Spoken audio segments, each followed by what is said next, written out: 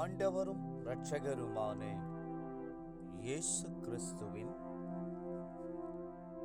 ஈடு இணையற்ற நாமத்தில் அன்றன்றுள்ள அப்பம் வாசகர்களுக்கு எங்கள் அன்பின் வாழ்த்துக்கள். 2026 ஆண்டு ஜனவரி மாதம் 16ஆம் தேதி வெள்ளிக்கிழமைக்குரிய தீன தியானம். இன்றைய தலைப்பு சுத்த இருதயம்.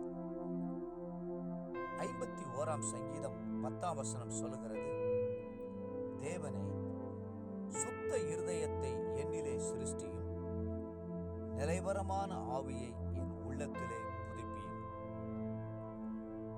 தன் பாவங்களுக்காக மனங்கசந்து அழுது மன்னிப்பை கோருகிற தாவீது கர்த்தரிடத்தில், தேவனே, சுத்த இருதயத்தை என்னிலே சிருஷ்டியும் என்று சொல்லி ஜெபித்தார். இந்த வார்த்தைகளை தியானித்து பாருங்கள். சுத்த இருதயம் என்னும் வார்த்தை ஆங்கிலத்தில் கிளீன் ஹார்ட், பியூர் ஹார்ட் என்று மொழியாக்கம் செய்யப்படுகிறது. பல வருஷங்களாக ஒரு அறை மூடியே கிடந்தால் அந்த அறை முழுவதும் தூசியும் புழுதியும் அழுக்கும் நிறைந்து காணப்படும்.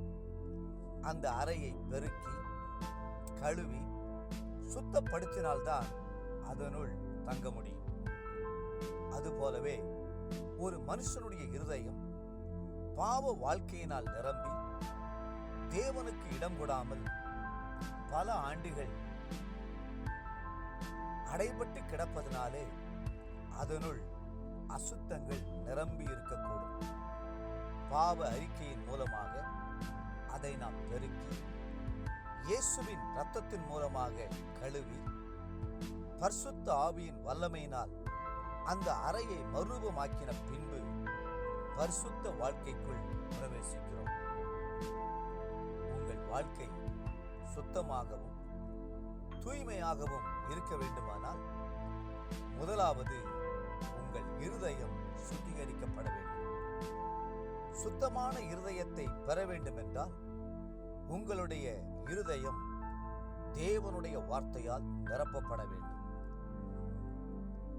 கர்த்தருடைய வசனத்தின்படி ஜீவிக்க ஒருவன் தன்னை ஒப்பு கொடுக்கும் போது அவனுக்கு உதவி செய்ய ஆவியானவர் முன் வருகிறார்.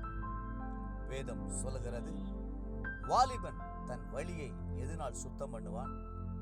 உமது வசனத்தின்படி தன்னை காத்துக் கொள்ளுகிறதுனால் தானே. 119ஆம் சங்கீதம் 9ஆம் வசனம்.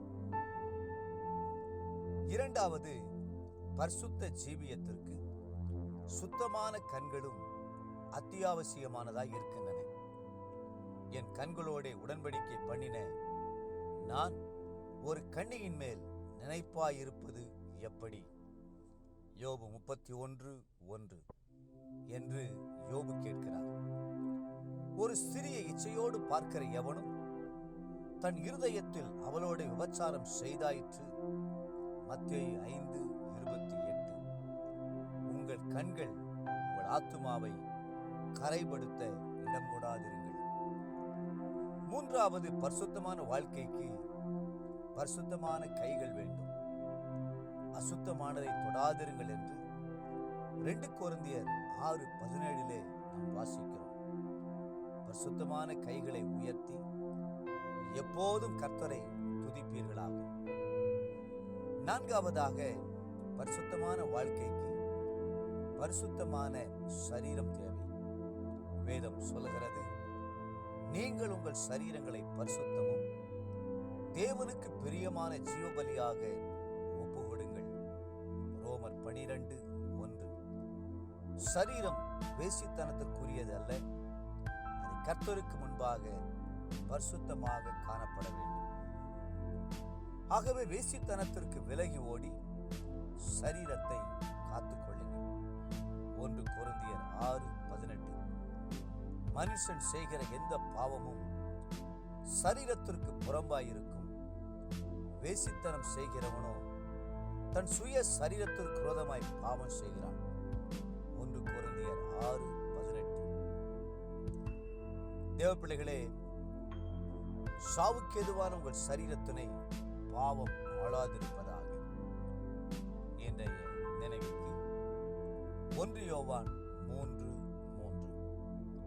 அவர் மேல் இப்படிப்பட்ட நம்பிக்கை வைத்திருக்கிறவனும் அவர் சுத்தமுள்ளவராய் இருக்கிறது போல தன்னையும் சுத்திகரித்துக் கொள்ளுகிறான். இன்றைய வேத வாசிப்பு காலை ஆதியாகமம் 39 மற்றும் 40 அதிகாரங்கள், மாலை மத்தேயு 11 அதிகாரம். அன்புக்குரிய அன்றனுள்ளப்பம் வாசகர்களே, உங்கள் இருதயத்தை சுத்தமாக பரிசுத்தமாக பாதுகாத்துக் கொள்ளுங்கள். கர்த்தர் தாமே உங்களை ஆசீர்வதித்து மேலும் உயர்த்துவாராக.